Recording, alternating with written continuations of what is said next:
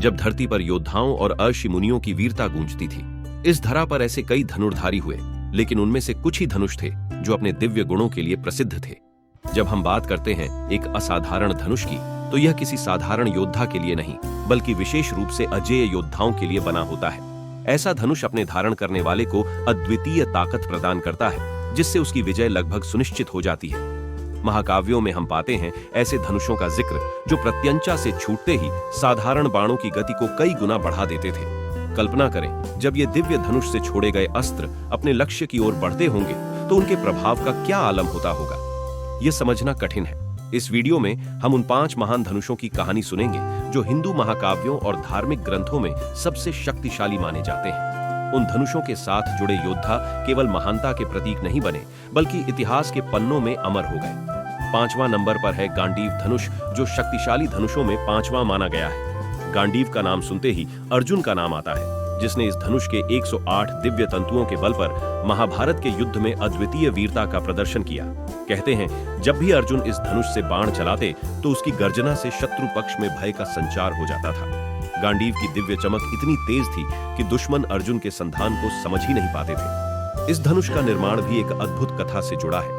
आशी कर्दम की कठोर तपस्या से उगे दिव्य बांसों से ब्रह्मा ने इस धनुष को बनवाया था।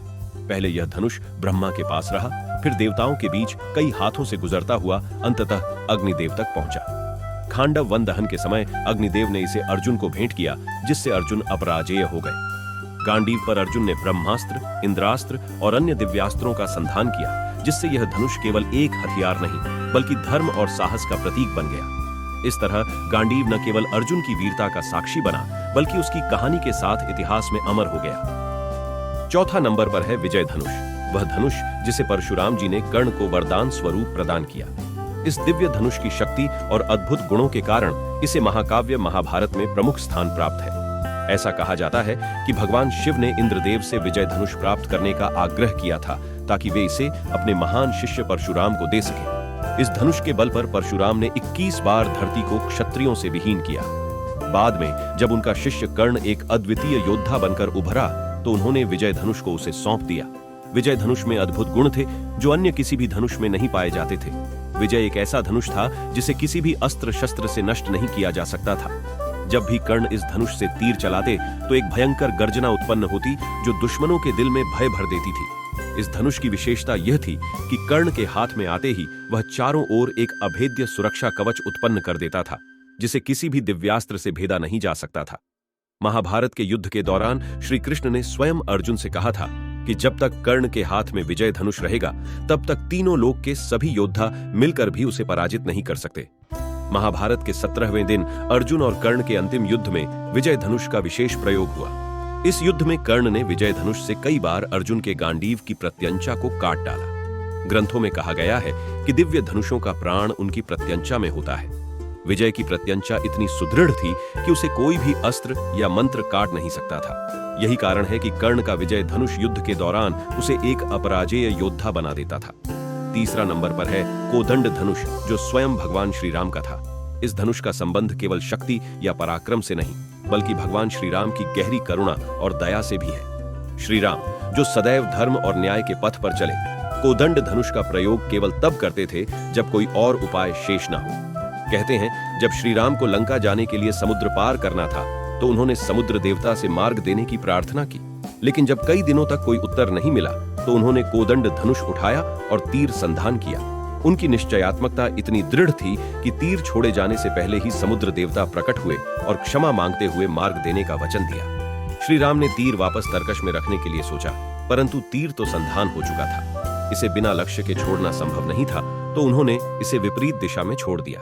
कहते हैं, इस तीर के आघात से ही सहारा का मरुस्थल बना, जहां आज भी रेत के अनगिनत विस्तार हैं, मानो भगवान राम के कोप का प्रतीक बनकर खड़े हों।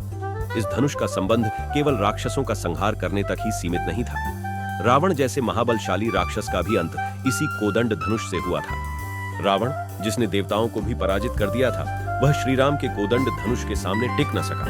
कहा जाता है कि श्रीराम के पास भगवान विष्णु का पवित्र सारंग धनुष भी था, जो उन्हें भगवान परशुराम ने प्रदान किया था। इस धनुष से संचालित हर तीर में केवल युद्ध की शक्ति नहीं, बल्कि ईश्वर का दिव्य आशीर्वाद भी सम्मिलित था। 2 नंबर पर है शारंग धनुष, जो स्वयं भगवान विष्णु का था। शारंग धनुष का निर्माण देवताओं के शिल्पकार विश्वकर्मा ने किया था और इसकी शक्ति ऐसी थी कि इसके सामने कोई भी योद्धा टिक नहीं पाता था। कहा जाता है कि यह धनुष शिवजी के पिनाक के समान ही अजेय और अनुपम था और भगवान विष्णु को यह धनुष अत्यंत प्रिय था। शारंग की यात्रा भी दिलचस्प रही। कालांतर में यह धनुष आर्षि मुनियों के पास पहुंचता गया और फिर एक समय ऐसा आया जब इसे भगवान परशुराम ने धारण किया। इसके दिव्य प्रभाव से परशुराम ने अपने जीवन का उद्देश्य पाया और इससे अनेकों युद्धों में विजयी हुए। इसी धनुष ने उन्हें अनंत शक्ति और साहस प्रदान किया, जो उन्हें अपने समय के अद्वितीय योद्धा के रूप में स्थापित करने में सहायक हुआ। द्वापर युग में यह धनुष फिर से अपने मूल स्वामी भगवान विष्णु के एक अन्य अवतार भगवान श्री कृष्ण तक पहुंचा। परशुराम ने इसे स्वयं श्री कृष्ण को सौंपा, एक तरह से उन्हें अपनी दिव्य विरासत सौंपी।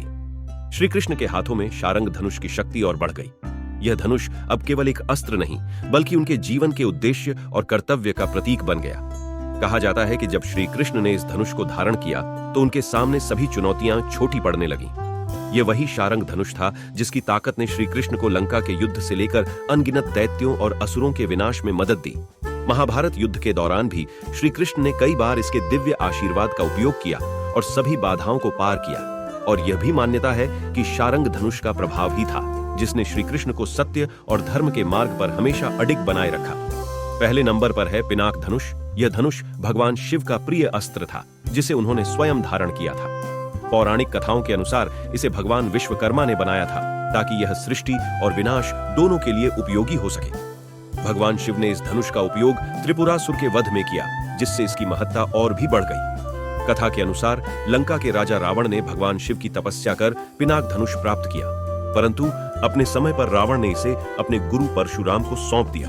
परशुराम ने इसे राजा जनक को दिया, जहां यह धनुष सीता स्वयंवर के दौरान राम द्वारा तोड़ा गया। राम ने इसे सहजता से उठाकर दिखाया, जिससे उनकी शक्ति और साहस का प्रमाण मिला। पिनाक धनुष केवल एक अस्त्र नहीं, बल्कि शिव की शक्ति का प्रतीक है। यह धनुष धारण करने वाले योद्धा को अभेद्य बनाता है। महाभारत में शिव ने इस धनुष का प्रयोग कर अर्जुन को अपनी शक्ति का अनुभव कराया। पिनाक धनुष की गाथा आज भी भक्तों को प्रेरित करती है कि शक्ति का उपयोग सदैव धर्म और सत्य के मार्ग पर होना चाहिए। यह धनुष न केवल शौर्य और वीरता का प्रतीक है, बल्कि यह सच्चे प्रेम और त्याग की भी कहानी सुनाता है। शिव ने अपने भक्तों को यह सिखाया कि महानता केवल शक्ति में नहीं, बल्कि उस शक्ति का उपयोग कैसे किया जाता है, इस पर निर्भर करती है। जब शिव ने रावण को यह धनुष दिया तो यह दिखाता है कि शक्ति का उपयोग केवल स्वार्थ के लिए नहीं, बल्कि दूसरों के कल्याण के लिए भी किया जाना चाहिए। इस धनुष की कहानी हमें यह भी सिखाती है कि सच्ची शक्ति उस कार्य में होती है जो मानवता के कल्याण के लिए होती है। यह हमें प्रेरणा देता है कि महान कार्य करने के लिए न केवल शक्ति की आवश्यकता होती है, बल्कि उस शक्ति का सही उपयोग भी आवश्यक है। पिनाक धनुष की अनंत शक्तियों का प्रतीक बनकर यह आज भी श्रद्धा का केंद्र बना हुआ है और इसकी महिमा आने वाली पीढ़ियों को मार्गदर्शन देती रहेगी। धार्मिक ग्रंथों में पिनाक धनुष की महिमा का वर्णन न केवल शक्ति का प्रतीक है, बल्कि यह एक स्थायी धरोहर है जो हमें बताता है कि सच्चा बल और साहस उन मूल्यों में निहित है जो हमें हमारी आत्मा की गहराइयों से जुड़ने के लिए प्रेरित करते हैं। पिनाक धनुष की गाथा एक प्रेरणादायक कहानी है जो हमें सिखाती है कि सच्चे भक्त का प्रेम और भक्ति उसे अजेय बनाती है।